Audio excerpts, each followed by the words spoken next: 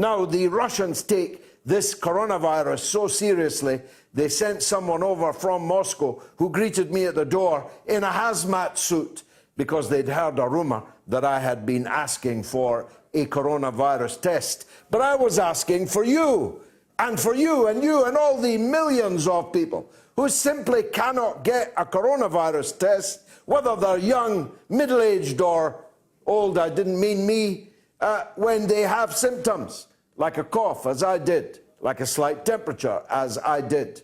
But I tried day and night for 3 whole days to get a slot, anywhere at all. I was ready to drive by anywhere to get a coronavirus test, and I couldn't even get an answer, never mind a coronavirus test. Now, we have spent uncountable billions of pounds of public money on a testing regime, a testing system which simply hasn't worked.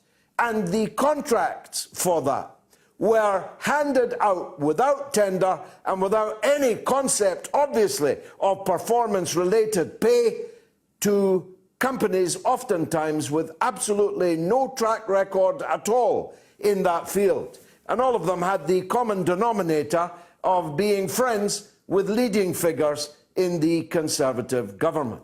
This is a gigantic scandal. In fact, if we close down this week, as the Sunday papers are suggesting we might, back to square one, you remember it, stay home, save lives, protect the NHS. We did that too late, and we lifted that too early. You remember here, when it changed, stay alert, like you can stay alert to a coronavirus and get back to work. Everyone pushed out of their homes that they were previously told to stay in. Well, neither approach has worked. The virus is back. Thousands of people are getting it now every day, and the numbers are doubling every week, doubling. And we are within days of losing control, according to a member of the SAGE panel earlier today. SAGE is the scientific advisory group to the government. And if that happens, then we're back to square one. We're back to staying home, saving lives, trying to protect the NHS. But why didn't the NHS get the job of carrying out the tests? Why didn't the local authorities, who know the areas that they represent, get the job? Why did it have to go to bandit capitalist outfits who have utterly failed in the task that they were so lavishly paid for? I'll be asking that question in the course of this evening with Dr. Ranjit, but maybe also with others.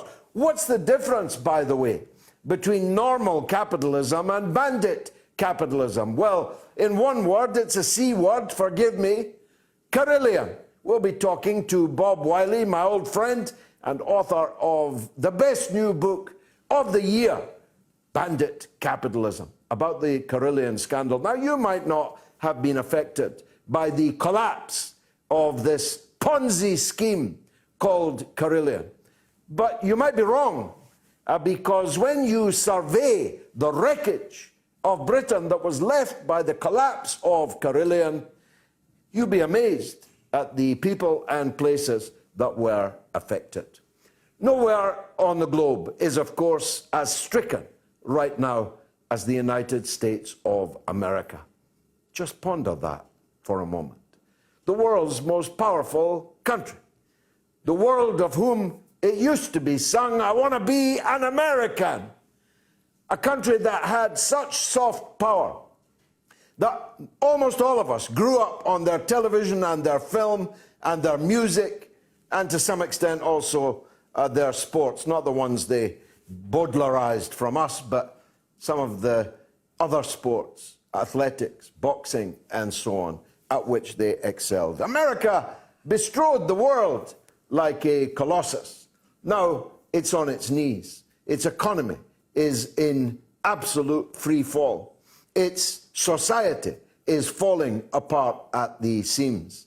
And yet, two sclerotic, elderly, dubious mentally candidates are punching it out, if you want to call it that, for president in November.